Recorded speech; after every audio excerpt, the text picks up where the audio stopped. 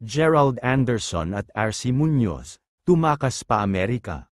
Julia Barreto, hiniwalayan na, third-party issue umiinit. Hindi na mapigilan ang pag-alab ng balita sa showbiz matapos lumutang ang revelasyong sina Gerald Anderson at RC Munoz ay umano'y tumakas pa Amerika upang umiwas sa eskandalo at intriga sa Pilipinas. Ang biglaang pag-alis ng dalawa ay lalong nagpainit sa isyu ng third party na sinasabing naging dahilan ng hiwalayan nina Gerald at Julia Barreto. Ayon sa source na malapit sa kampo ni Julia, hindi umano nagpaalam si Gerald sa aktres tungkol sa kanyang biglaang pag-alis patungong Amerika. Laking gulat na lamang ni Julia nang malaman sa social media na magkasama sina Gerald at RC sa isang flight patungong Los Angeles. Mas lalong naging kapansin-pansin ang nasabing biyahe dahil ilang araw bago ito, spotted pa raw ang dalawa na magkasama sa isang private dinner sa Taguig. Matagal nang kinu-question ang closeness nina RC at Gerald, lalo na't dati na silang nalilink sa isa't isa bago pa pumasok sa eksena si Julia.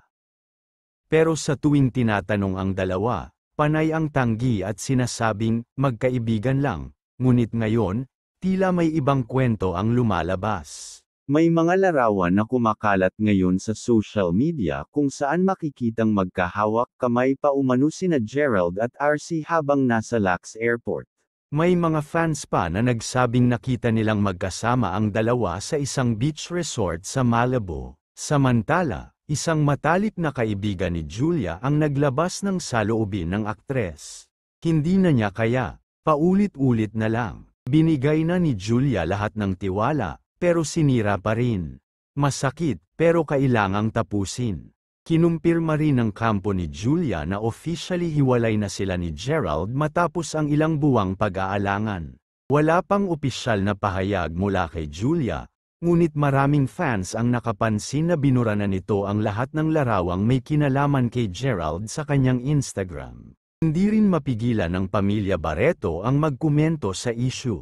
Ayon sa ulat, galit na galit si Marjorie Barreto, ina ni Julia, sa ginawang pananakit ng damdamin ng aktres. Claudine Barreto naman, nagbahagi sa kanyang social media ng makahulugang mensahe, walang sikreto na hindi nabubunyag. Karma is real. Hanggang ngayon, nananatiling tikom ang bibig nina Gerald at RC tungkol sa issue. Hindi pa nila ina-update ang kanilang social media accounts matapos lumipad patungong US, ngunit ayon sa mga malalapit na kaibigan, mukhang masaya at relaxed raw ang dalawa sa kanilang bakasyon. Habang ang publiko ay hati sa panig, iisa ang tanong ng marami, totoo nga ba ang ugnayan nina Gerald at RC, o isa lamang itong malaking pagkakaibigan na nauwi sa mas malaking gusot? Ngayon, wala pang kasiguruhan.